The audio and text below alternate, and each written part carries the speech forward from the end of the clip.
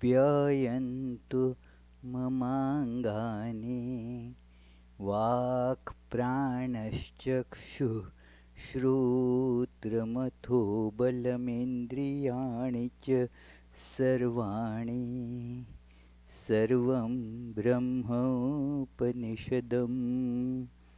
माहं Brahma निराकुर्याम्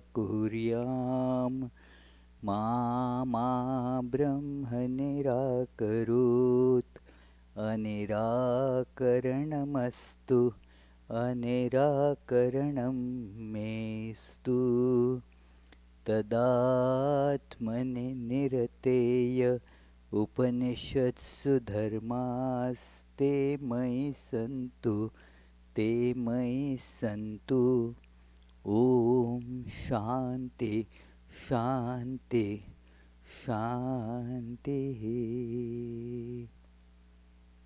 Om May all my limbs attain strength. May the body, mind, the sensory and the motor organs and the life force become full of strength and efficient.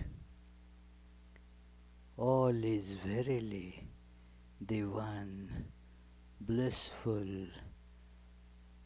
conscious existence itself, the Brahman.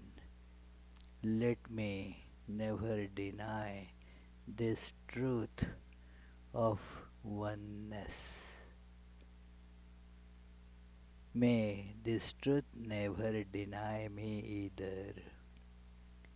May all the virtues necessary to experience this truth in life be with me. Om peace, peace, peace.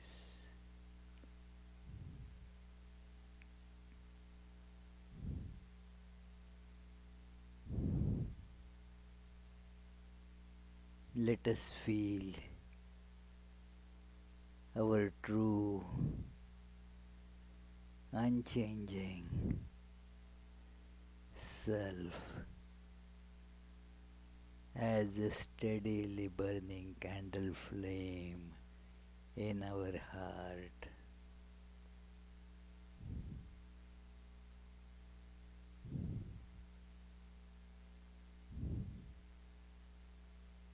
Let us concentrate on that.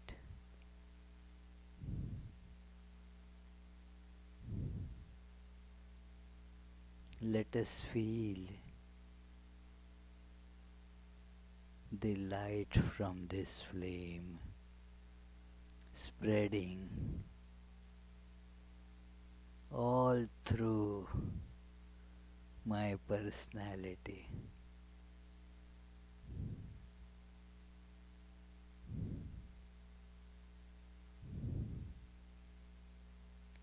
I see I am light.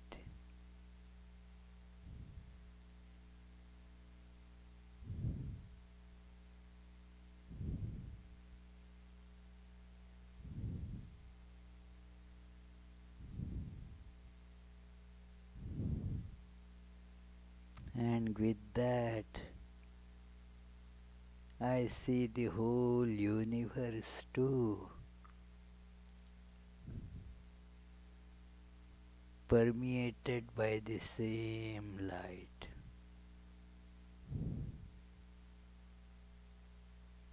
Everything is light.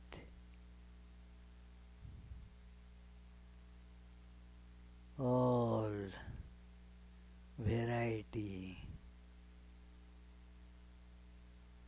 is like the waves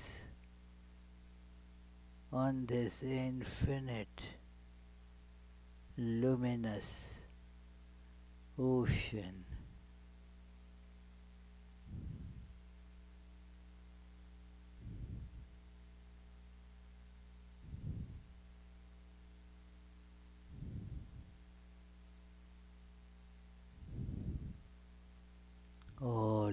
this luminosity.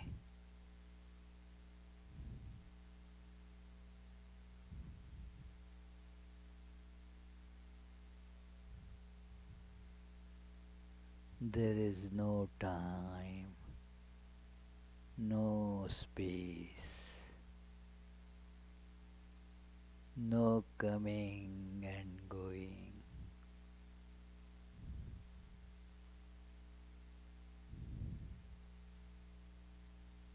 I am the all-pervading eternity.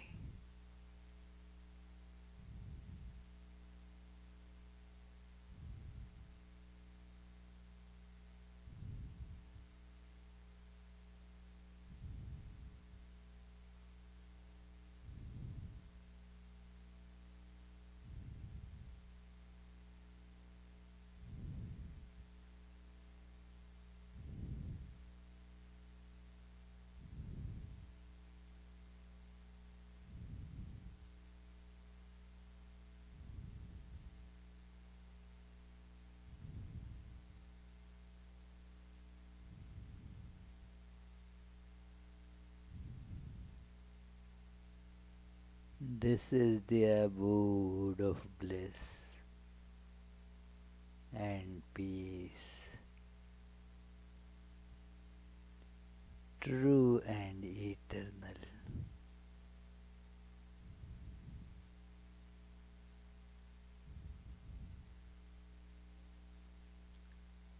I am that.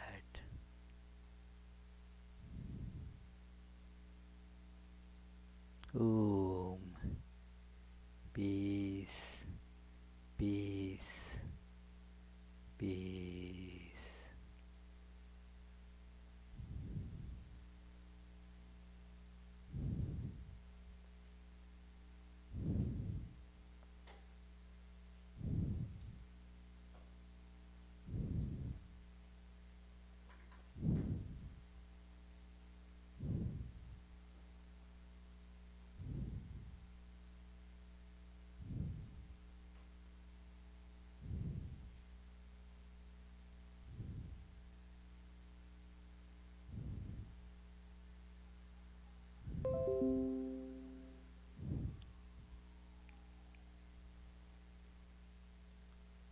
So, dear friends, let us begin today's class with our usual prayers. Today is a very auspicious day of Good Friday. So, it is good to remember the special significance, the holiness of this day when Jesus showed that it is the truth is the most important thing, and whatever is in the scripture comes to be true. It is, and as he had mentioned, everything happened accordingly, that he was taken in spite of his disciples assuring that they will be his followers, they will not leave him. He mentioned that before the rooster crows 3 times, you are going to deny me, O Peter. So, and you will, other disciples, so you are not going to recognize me. You will say, no, I don't know this man. So, and everything that comes true like that, and nobody is at fault. This is the idea we will see now in this Upanishad, that how all of us are governed by some different power. So let us recite the prayers. Om Sahana Vavatu Sahanau Bhunaktu Sahaviryam Karavavahai तेजस्विनावधीतमस्तु मा विद्विषावहै ॐ शान्ति शान्ति शान्तिः. May we be protected together. May we be nourished together. May we attain strength together. May our study make us illumined. May there be no dislike between us.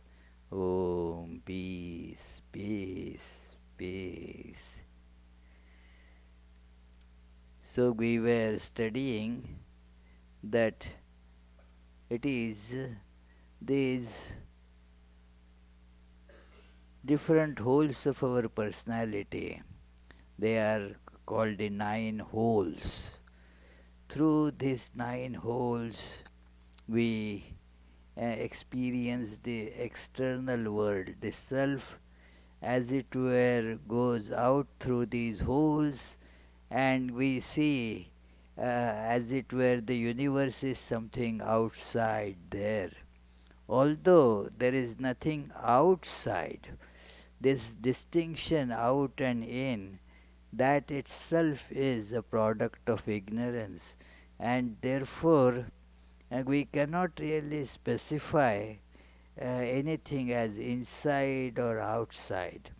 It is, what is in me and what is outside me is very impossible, in fact, not very difficult. It is impossible to exactly show that. That is how the situation is. And yet we always use this distinction, inside and outside, whether it is in me or out of me. It is actually a fictitious distinction because of identifying oneself with that which is not I. Identifying with the body, then you see, I put this shape as a boundary, and then say my entrails are inside, and this tablet is outside. You guys are sitting outside, not inside. But this is only a reference to our tactile sense, this body. The other senses do not actually certify that.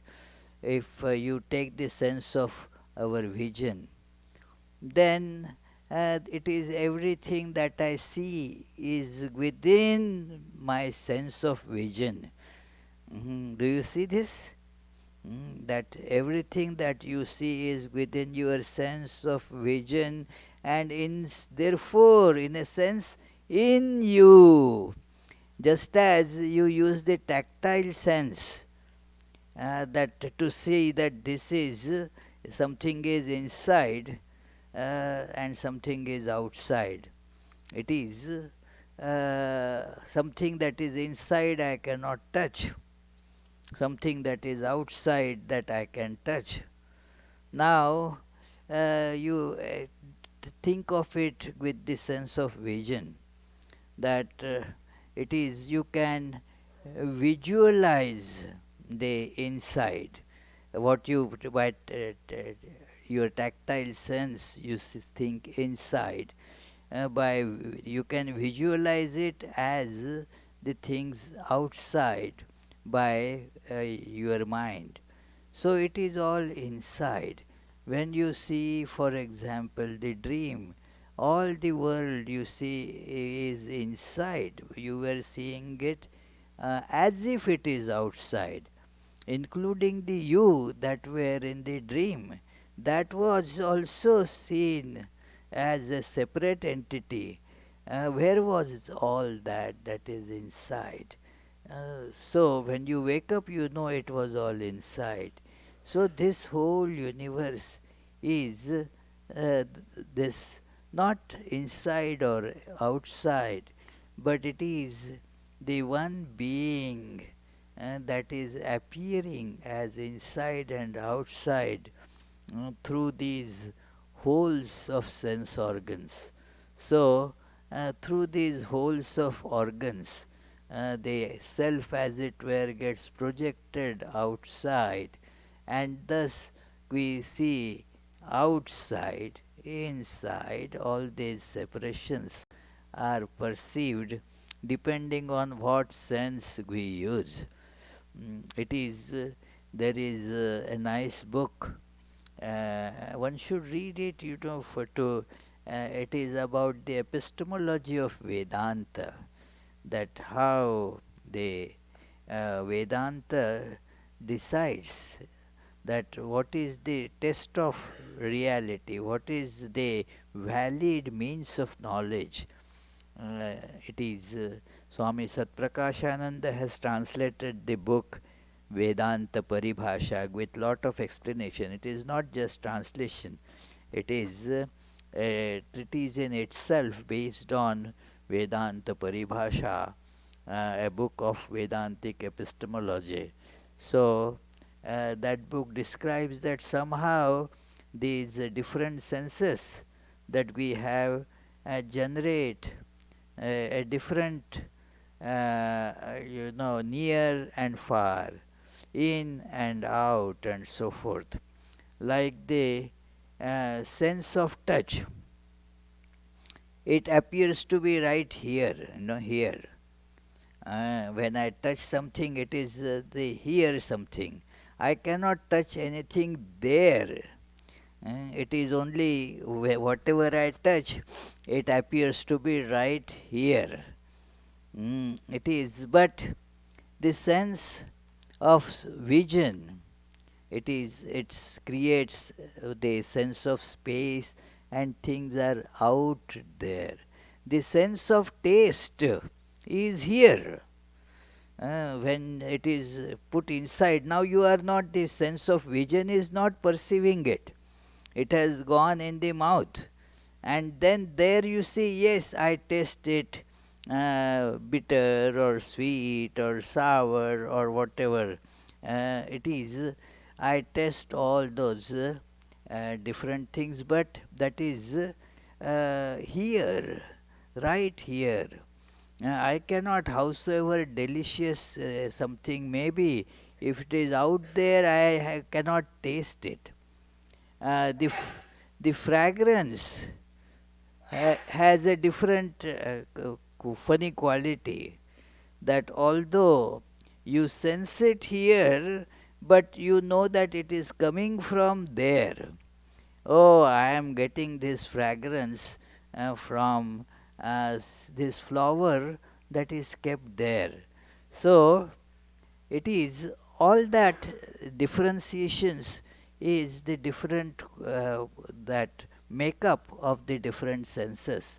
So, through these different holes, as it were, the reality is appearing different, but it is all controlled by the one self that is appearing as all this. So, नवद्वारे पुरे देहि हंसो लेलायते बहि वशी सर्वस्य लोकस्य स्थावरस्य चरस्य च. It is he who resides in the body, the city of 9 gates. He is the soul that sports in the outside world. He is the master of the whole world, animate and inanimate. The master means is governing each and everything, controls each and everything by going inside, again using the word inside, as we understood earlier. In ignorance, we have this inside and outside distinction. So, it is governing something through inside. So, there is no escape from that governance at all. You see, you can hoodwink the external authority, like many those who are speeding drivers, they do not they somehow are not caught by the police officers. You see, they hoodwink the police officer. They cannot catch everybody, but it is not possible to hoodwink the internal governor.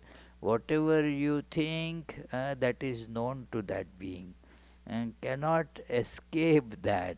Every thought is being witnessed and is accounted for. Is accounted for. So when we get our, so they say that there is an account in our uh, this epics and different types of such lore of Hinduism. It is told that there is one accountant there, Chitragupta. Chitragupta, who keeps very meticulous record of every action that anybody does, physical or mental. Every action is accounted for in all details. It is the intentions are noted, the thought processes that are used, they are also noted, the external actual actions, all that is meticulously recorded in our karma account. And accordingly we get results depending on the nature of the actions and our connection with it in this life or in the next life, earlier or later. But nothing goes unaccounted for. It is you cannot hoodwink that governance. It is very meticulous. Even if you are able to hoodwink IRS, you will not be able to hoodwink this authority. It is working through within. So he is the master of the whole world, a master in that sense. There is nothing that goes, without its acting like this. What do you see, Paul? Puppet show. Now these puppets may think that they are dancing great. I have deliberately chosen a picture where the strings are visible. In good puppet show, the strings are not visible. It is they make it so thin and transparent that those who are seeing will not be able to see the strings. But I have chosen this picture because I wanted to emphasize that these strings are all being held, and with these strings all the movements are done. Some expert puppet shows, one puppet show that I saw was done so well. It is that the person was shown smoking a cigarette. Uh, yeah, it is, and was able to blow the smoke from the nostrils. It is, yeah, they have such great skills that in they can do all these things. It is, but it is all controlled by that person who is pulling the strings. So the puppets may think that how nicely they are performing everything. Wow, they can dance so well, but they are not dancing at all. They have no power as such. All the strings are being controlled completely. I mean, there is absolutely nothing that these puppets can control themselves. Even suppose there are puppets which have been given auto-controlling thing, but that auto-control is also governed by that. Like we feel we have the willpower. That willpower is also put in there by Lord and is governed by that Lord. So that is the Lord of everything. All is subjected to that. And we have therefore to understand this. Understanding this is surrendering to it. That okay, I have no, that my ego is useless. There is nothing that I can do on my own. As Sri Ramakrishna used to say, he saw this thing, he knew these things, and therefore he would say, well, whatever the Divine Mother wishes. And the Divine Mother does everything. I don't know anything. It is completely opposite with the worldly persons. That yes, I do everything. I will manage that. I will take care of that fellow. I will teach this man a lesson of his life, and so forth. Mm. And this ego goes on becoming bigger and bigger, as Bhagavad Gita in the 16th chapter describes the all the demonic qualities that a person gets. It is all full that today I killed that fellow, tomorrow I am going to kill that also, I am going to snatch this kingdom, I already have expanded my estate to a great deal, I already have 6 millions, now I am going to become a billionaire soon. All these things, Hatova, this so many other, and Hanishe Chaparanapi, it is all this ego. Without realizing that it is the somebody else is pulling the strings all the time.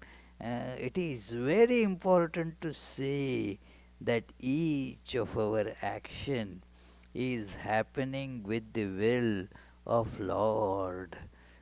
It is why, Paul, you don't agree with this? Uh, Pardon?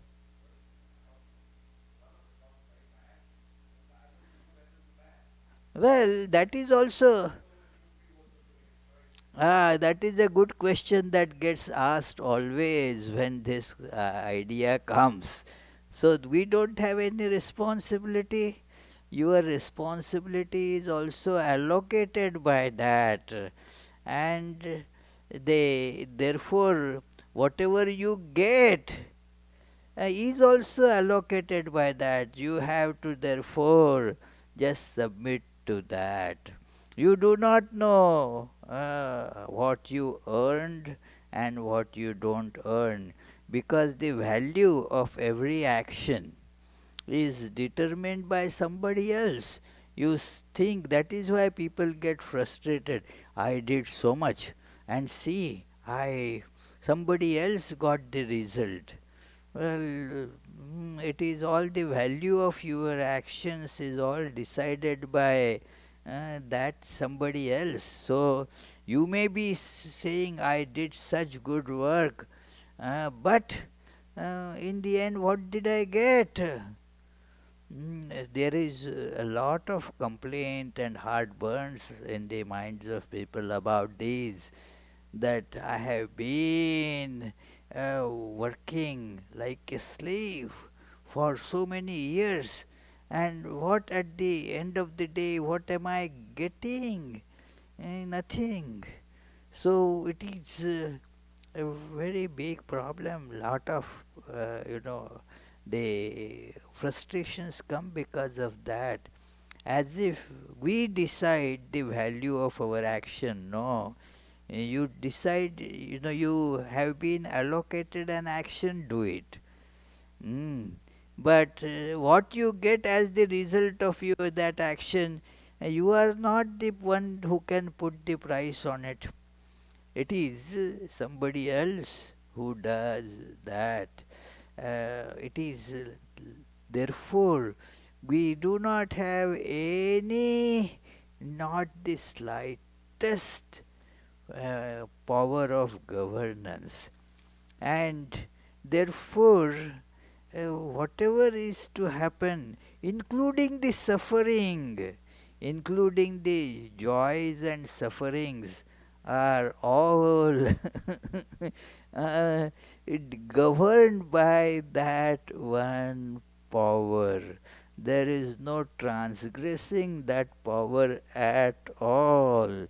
No responsibility. That thought also is coming by the promptings of that power. That why Paul got this thought, this Paul got and that Paul didn't. Uh, how? We have two Pauls today, so therefore one Paul would get this question, and therefore when this was being explained, he shook his head in disbelief. Why did the other Paul didn't get this thought and didn't shake his head? Because only the strings here were being pulled, that's all. It is the other strings there were not pulled. It is that is why the variety is there. It is why one person chooses one thing in the menu in the restaurant, other person chooses something else. Who knows? There is nothing that you can explain. Somebody has been pulled, the string is pulling in this way. For somebody, it is not being pulled like that. We are all being controlled completely, totally by these strings. And the whole spiritual practice is to understand this, and thus that when you understand this, that means the ego is gone. And therefore you can turn it reverse, that let me put all the efforts which are again governed by that power, but whatever ego that feeling is there, let that be pushed for this, that let it be effaced, let it be what actually it is, non-existent. So let it be reduced to that non-existence, because that is the truth. That is what we have to learn. And as you see, this is coming almost at the end of this chapter of prayerful dedication.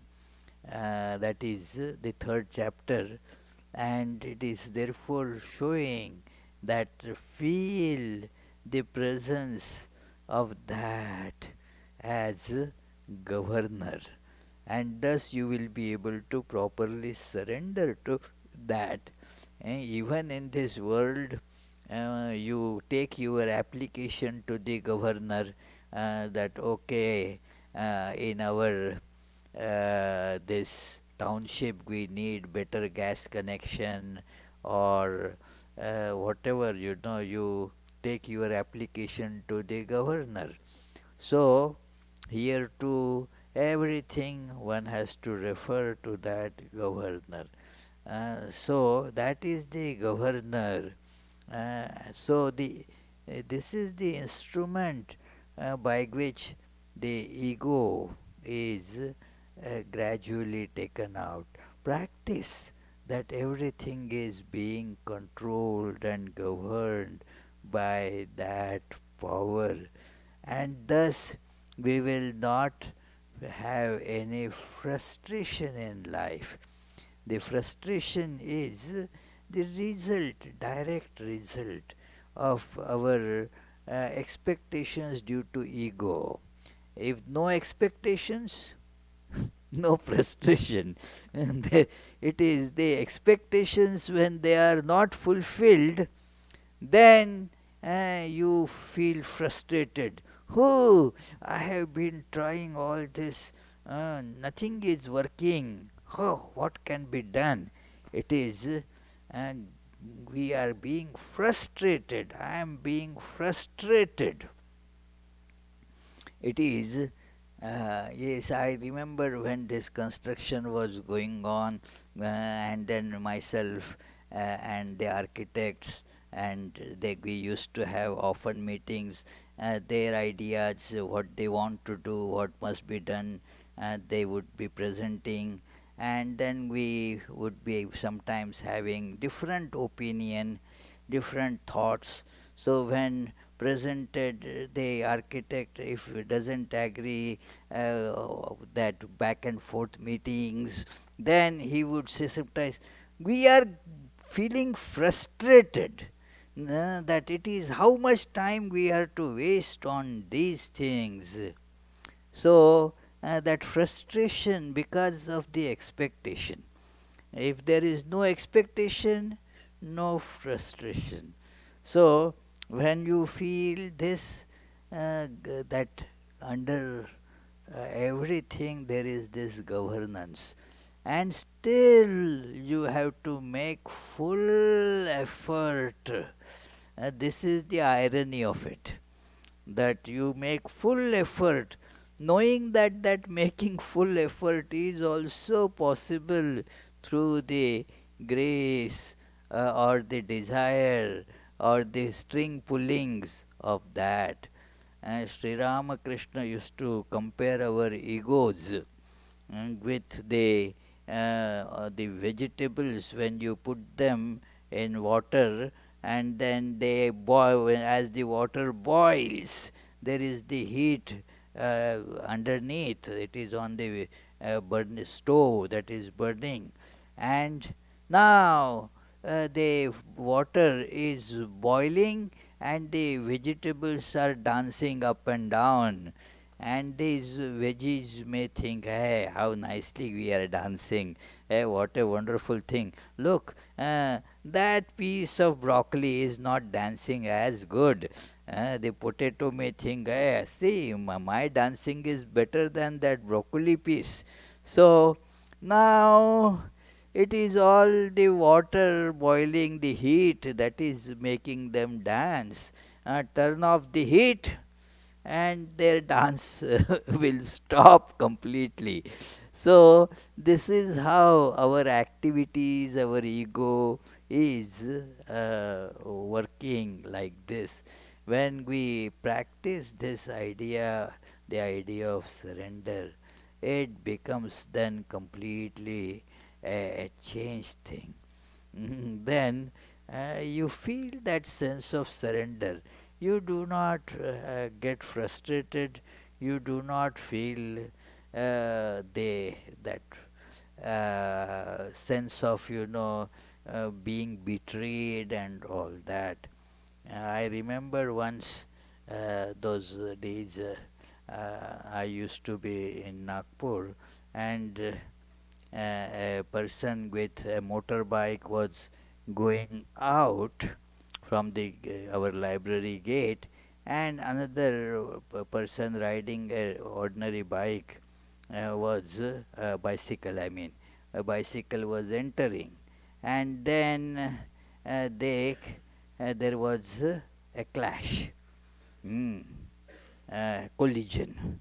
So uh, now that man had some, the one on the bicycle got a little slightly hurt, nothing much, and the bicycle got a little, slightly damaged.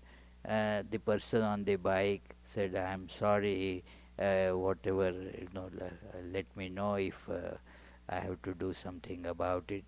And this man said, "Oh, nothing, it is, you know, it is not your fault," he said. Then we told that one riding the bicycle, it was not your fault either. What you say, that it is not his fault? After we took him in a room, made him sit, take some drink and all that, straightened his bicycle. Then he said, "See, the point is, it is all decided by God, that how we come in contact with each other. See, I wanted to talk to you Swamis for a long time, but never had an opportunity.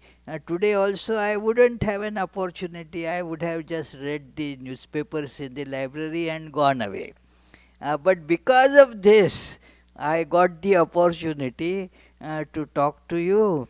And also this morning I had read in that future this thing, where they tell what is in store for you today. So that there is a possibility of accident was already written there, and therefore it happened.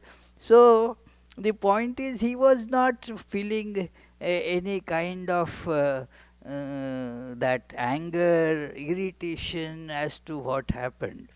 So when you feel these things, that our connection with the ultimate divine power is felt more and more, it becomes stronger and stronger. So our spiritual practice is actually that, to feel a stronger and stronger inner connection with God, the truth. So that is why this verse mentions that Vashi Sarvasya, that is the supreme controller of everything. So the next verse uh, states that is uh, this being, you may think, then is governing everything, so must be having all different limbs. How is the hands and feet of that being? No, no, that being is not having any actual attributes, but functions in and through all attributes. This is a very beautiful verse. Similar verses you will find across all different Upanishads and Bhagavad Gita. This 19th verse. अपाणिपादो जवनो गृहीता पश्यत्यचक्षुः सशृणोत्यकर्णः स वेत्ति वेद्यं न च तस्यास्ति वेत्ता तमाहुरग्रं पुरुषं महान्तम्. So, the Lord sees, hears, walks about, and tastes without senses. No, no, it doesn't. That sapashyati achakshuhu has no eyes but sees. Ah, imagine that. It is just stretch your imagination. When seeing, but without any eyes.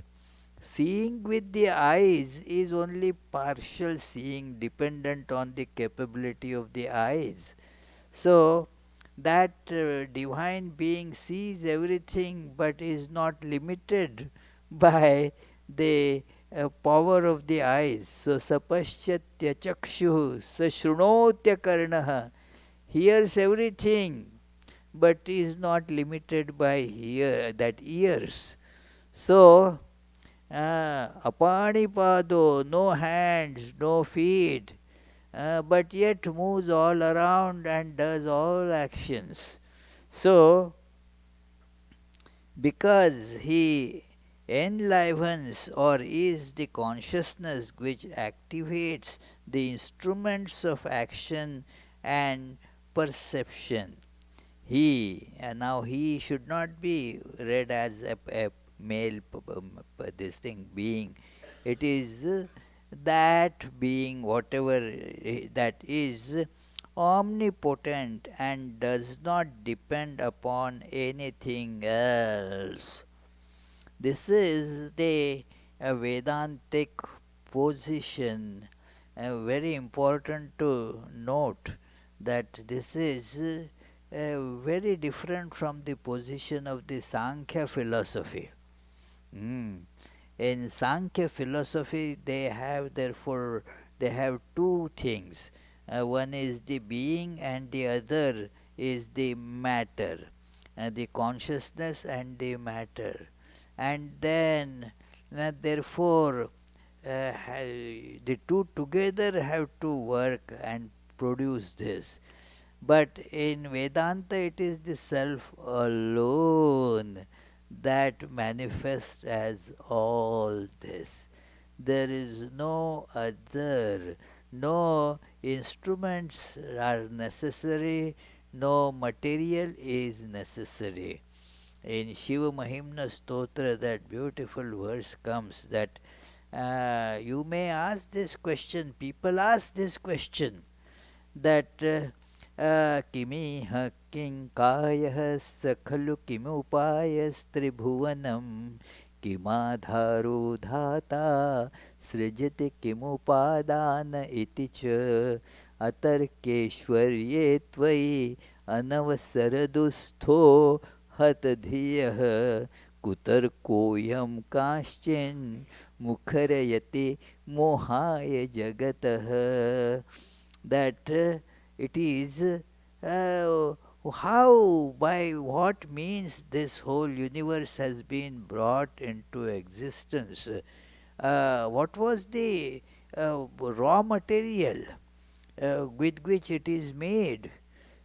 We are comparing the way we make things, and so we require raw materials. The material is to be bought first. That it is you want to say cook something, then you say, Vishwanath, you have to buy these things, we have to cook. So material is necessary. So to make the house you require material. This whole universe, where from that divine got the material. And kimupadana iticha, this material. And then what are the implements used to make it?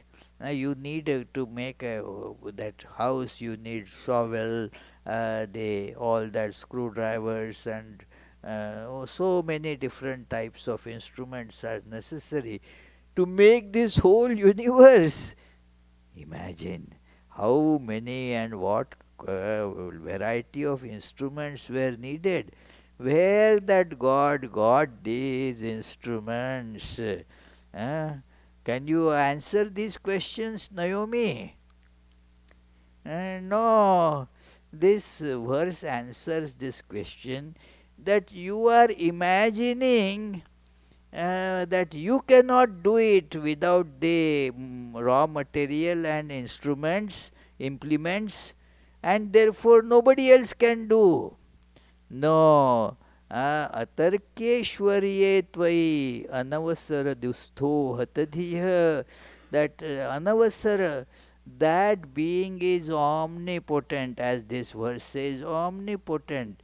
We are of limited power, and so have to be dependent on raw material and implements and all that. That which is omnipotent doesn't need all these instruments and material at all. It is something that we struggle with, that how the material for making all this universe was originally bought from. And then we just push the question back, then how that material came there in the first place to be bought? It is the question gets being pushed further and further without any answer actually. So here it is told that that is omnipotent. There is no possibility of this question there. This doubt is because you are imagining that that being is also of limited power like we are. We all see, it is like that how that bird flies. I cannot. Yes, you don't have that capability. The bird has that capability. You cannot fly doesn't mean nothing else can fly. Similarly, you cannot do something without any raw material, but some other being can. This God doesn't need any other material. Therefore, just to satisfy our unending curiosity, in Mundak Upanishad they have given another beautiful analogy. It is just know that it is analogy, that it is yathorna nabi srijate grihnate cha. A spider, where does the spider get the raw material for making the web? Uh, uh? Yeah, from itself. I mean, it doesn't go to Home Depot to get that material. Spider does. And the implements. Where are those implements? Its own implements doesn't need a separate screwdriver or a shovel or a digger or nothing. Just as a spider makes all from within, does not need any external material or means. So also that whole that God who is omnipotent can make these things. So don't trouble your head. Because you cannot do it doesn't mean nobody can do it. We immediately generalize, because I cannot do, I feel nobody can do it. This is not a right thing to assume, that even when you say I cannot do it, you are making a false statement. You could not do it, that much you can say, but your capabilities, uh, they change. Your capabilities keep on evolving. They can change, they can evolve. Something that you were not able to do some time back doesn't mean you cannot do it anymore. You will be able to do next some other time. So when you enhance those, so therefore that divine being who is omnipotent, don't superimpose your frailties on that omnipotent being, that no, cannot do, has to obey by the rules. No, that being doesn't need to obey by your so called rules and laws and your logical limitations. That being is not limited by your logic. You are limited by your logic, your rationality. That being is not limited by your rationality. So this is to be seen, that that being can do everything. अणोरणीयान् Mahato महीयान् आत्मा गुहायां निहितोऽस्य जन्तोः तमक्रतु पश्यति वीतशोको धातु प्रसादान् महिमानमात्मनः. This verse is very similar to a verse in Kathopanishad. Just slight change in one or two words, that's all. Subtler than even the subtlest, and greater than the greatest, the Atman is concealed in the heart of the creature. By the grace of the Creator, one becomes free from the sorrows and desires, and then realizes Him as the great Lord. Uh, this is one part in the original verse doesn't seem to have gotten in the translation. Akratuhu, that the one who gives up the desire for all the worldly gains, the objects of enjoyment, that is akratuhu. The kratuhu means kratu is the sacrifice that one performs for fulfillment of the desire. Everything needs sacrifice. Like you go and say, just have a desire to drink coffee. Like this morning, I went to what is that, McDonald, and had a cup of uh, coffee. I was feeling a bit sleepy while driving, so I thought a cup of coffee will do me good. So and then but for that sacrifice is necessary. You have to pay. It is sacrifice was done. It is so. Uh, this change keeps on happening. That you give something to get something, and you perfectly understand that this is very logical and rational. For getting something, you give something. So this is called akratu, that kratu, sacrifice to get something. Now, when we stop this, the desire and the actions prompted by the desires, then you become free from sorrows. Vita shokaha. You see that being then in the smallest and the biggest of everything that is permeated by that. So this is, and then it is, this is the last verse now that we will be taking up of this. Vedahametam ajaram puranam sarvatmanam sarvagatam vibhutvat janma nirodham pravadanti yasya brahmavadino hi vadanti nityam. So, I know the underlying primal primal how do what is primeval primeval immanent self of all, who is omnipresent because of his all pervasiveness, and whom the expounders of Brahman declare to be eternally free from birth and therefore free from death.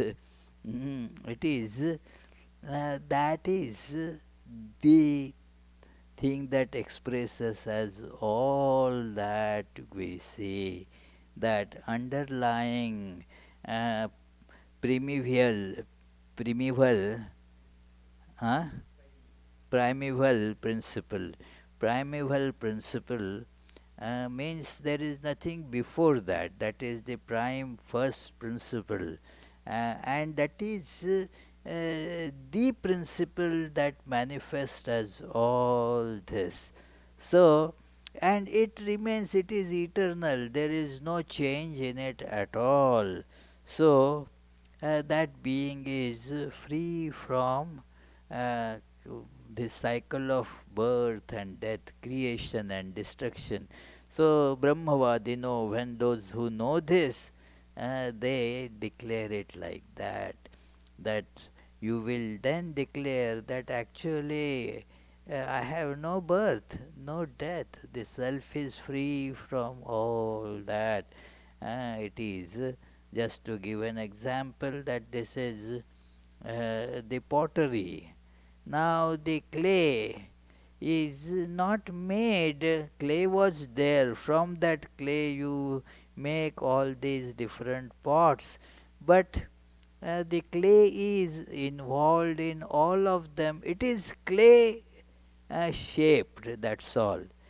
These pots have birth and death.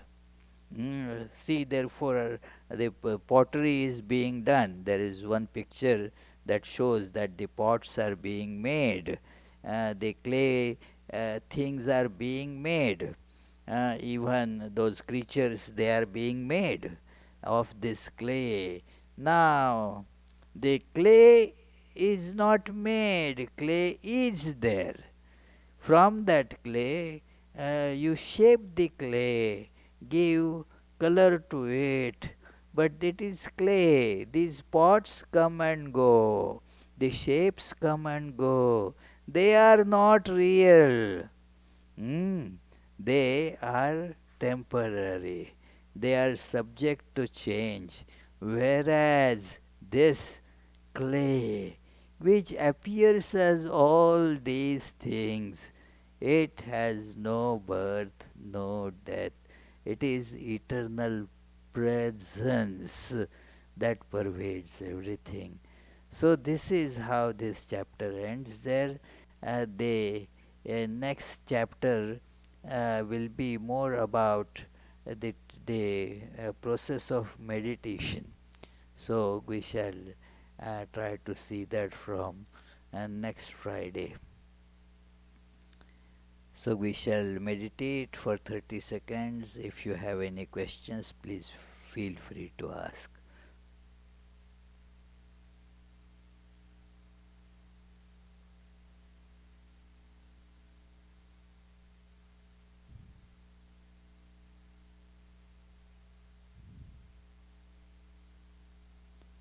Yes, please. Yes, Charlie.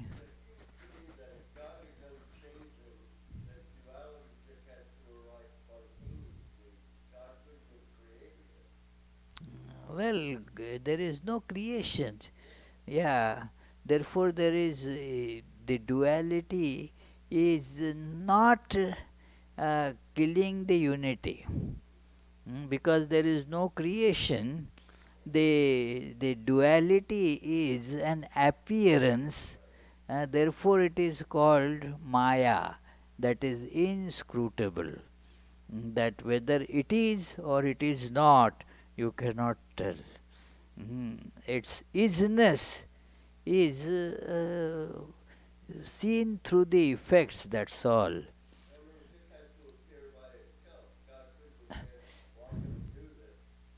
Exactly.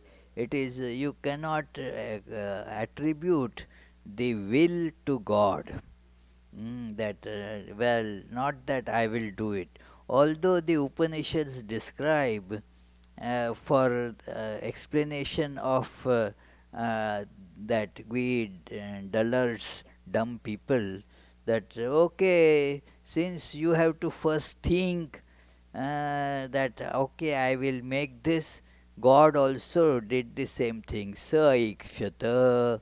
God also thought, how shall I make this universe, and so forth. But that is just for our explanation. That's all. Yeah, it is a spontaneous appearance. That's all. Yeah. Yes, Prithvish.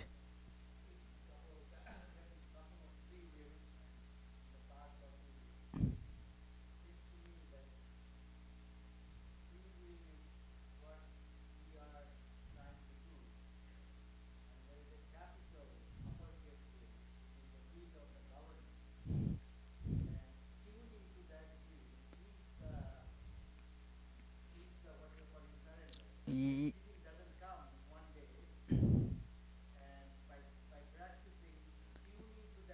yes. Yes. Exactly. Yeah, yeah. Yes, it is surrendering the uh, small I to the big I. This dependent will to the independent will. Although the word that will then doesn't become applicable, free will, as Swami Vivekananda says, is a misnomer. There is the will basically is dependent on your wanting something, and so it is not free, it is governed by that something.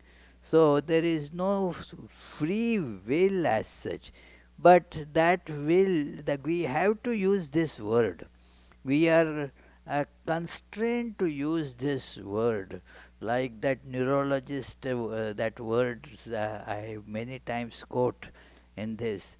He said, and mark these words, we are hardwired to think that we are free. We have to think that we are free. Like somebody is holding a whip or a gun to our head. Hey, say that I am free. Come on. Otherwise, I will pull the trigger. So we have to say, oh yes, I am free. So it is like that we are forced to say that we are free. Swami Vivekananda in Jnana Yoga gives a very beautiful description of this state, that we cannot live a moment without that idea that I am free. And yet, we do not see that freedom anywhere. We know that we are bound. We are slaves to the circumstances. I cannot decide anything. It is they arranged a program at Brown University, and then they said we will have it outdoors.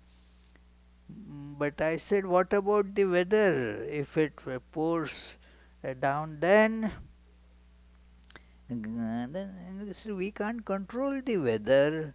Are you taking the responsibility, Swami, to control the weather? Who can take it?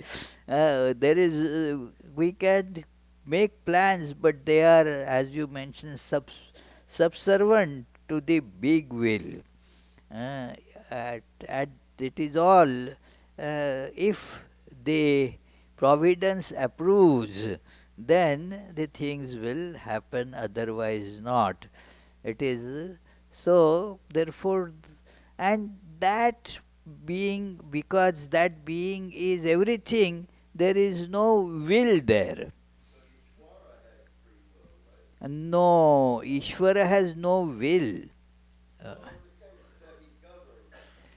Ishvara governs, but without any function of will as such. It is, therefore, it is governance through insight, not really the governance. Yes, please.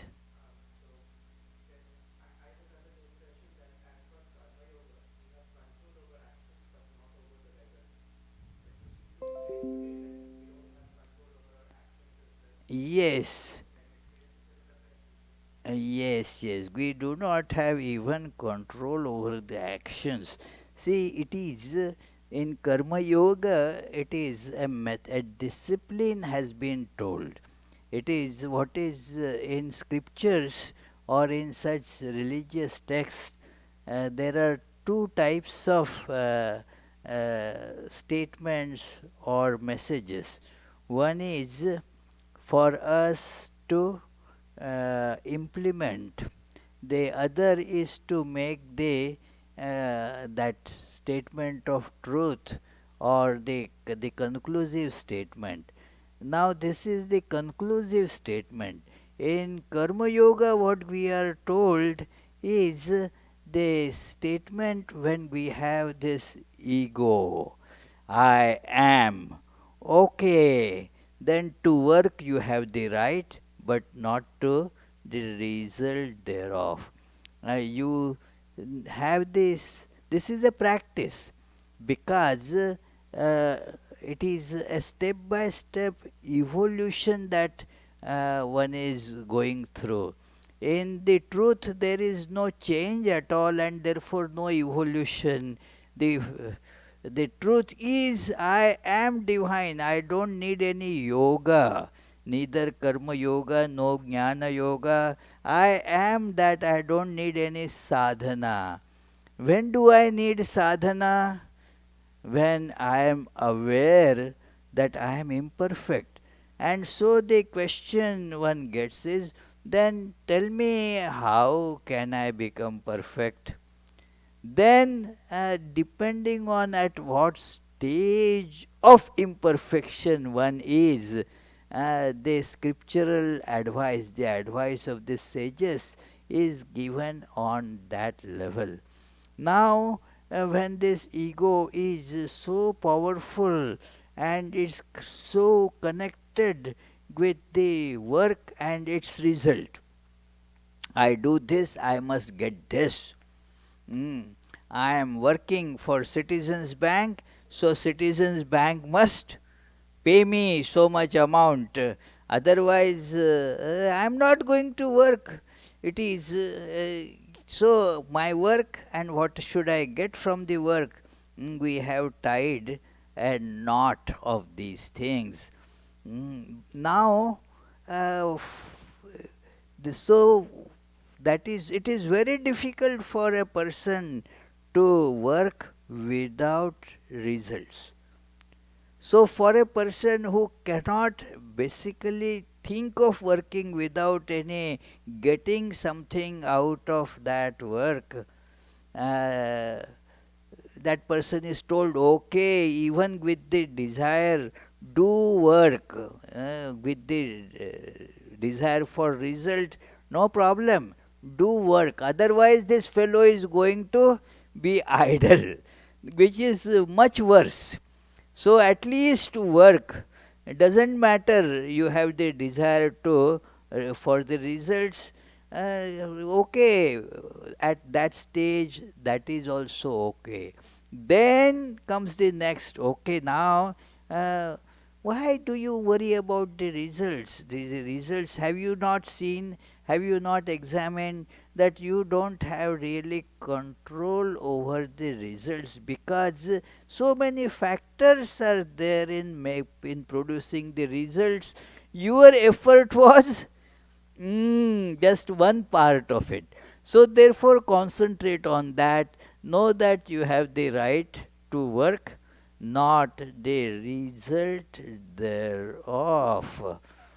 Because it depends, you put in lot of efforts and you thought that you will get all these, your payment, your retirement benefits, your this, your that, and then but certain other things happened, you did not control them. One of our devotees, very nice devotee, many of you still remember him, Pran. So he had lot of money that invested in that 401k retirement, and then something happened that 401 had invested it in Enron, and that Enron collapsed. And so he said, now it is only 401, no K anymore. So all the expectations were just dashed. So it is, what I mean is that you have the capacity to work. You have the ego that I will put in my part, but the result is not in your hands. You cannot control whether how that Enron will function and all that. That is not in your capability. So now you understood that to work you have the right, not to the result thereof. This is a statement that now you have come to understand. Now, so implement it. That don't hanker for the results. This is just a step in Karma Yoga. Uh, but you have to evolve beyond this step. The next step in Karma Yoga is therefore that give up even the doership. That I am not the doer. It is that I have the right to do, or that mine is to work. To work, you have the right, is only at one stage of Karma Yoga. The next stage is to give up even that idea that I am the doer. No, Lord is the doer, as it tells in Bhagavad Gita first, that karma neva adhikaraste ma phaleshu kadachana, that to do you have the right, but not to the result of thereof.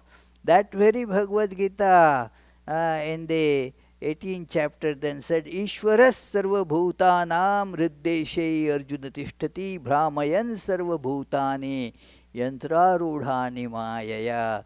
That God pervades all hearts, and everybody seems to be working they are just the instruments and dancing according to that as the promptings of that one who does. So, as Thakur used to say, Sri Ramakrishna, that I am the machine, you are the operator, no ego there. So, even to work, I don't have right, but that is that next stage of Karma Yoga. And then there is still next stage, which is expressed that that is one existence. There is no separateness at all.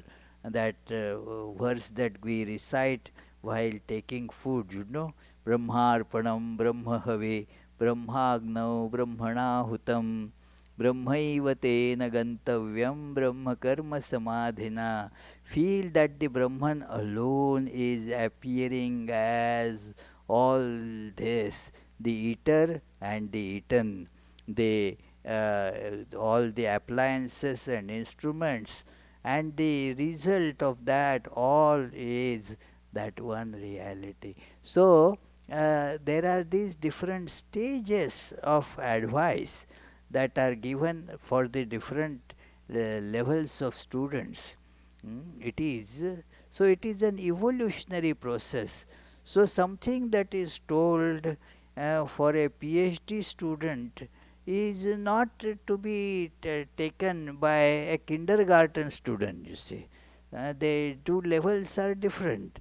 So, this is good for us to see that I have the right to work, but not to the result thereof. But that also will change with evolution, that I have no right even to work. It is. There was an incident. I remember that incident. One Swami,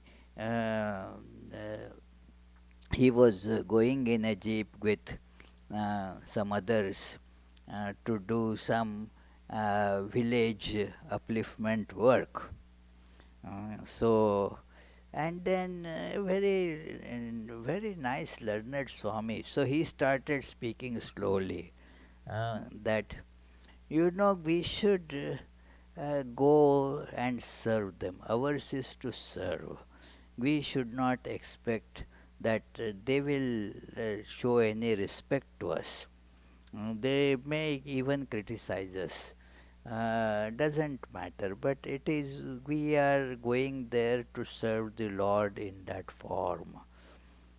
Okay, understandable that we should not expect that they should give us something, they should give us respect, and even if they criticize, doesn't matter, we should do this as worship.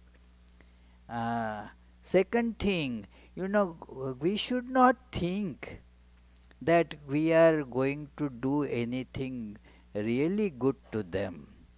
That was a bit hard to digest, that, we are going with the intention of serving them so that they will be better. We are going to give them some financial help and all that. Well, you do it as an offering. Don't think that by that they are going to become really better. That is not within your power. Whether they become good, better, or they become worse, that is not within your capacity to decide. That was kind of a big lesson for me. That, oh yeah, that is true. How, who are we to decide that it will do good to them? No, that may not do any good to them. It is, so one has to see this, that all ego. And then the lastly that Swami said, and you see, we also should not think that we are doing this. It is Sri Ramakrishna who is using us as instruments to do it. Wow, that's the, see, in 3-4 minutes he told all these stages of Karma Yoga in the context of that work. So it is when somebody has done this sadhana for a long time, it becomes so spontaneous for them to go from step by step to the ultimate stage. So that is how both are true at different levels. So let us conclude with the closing prayers. Om Shanti Shanti Shanti Hare Om Tat Sat Shri Ramakrishnarpanamastu.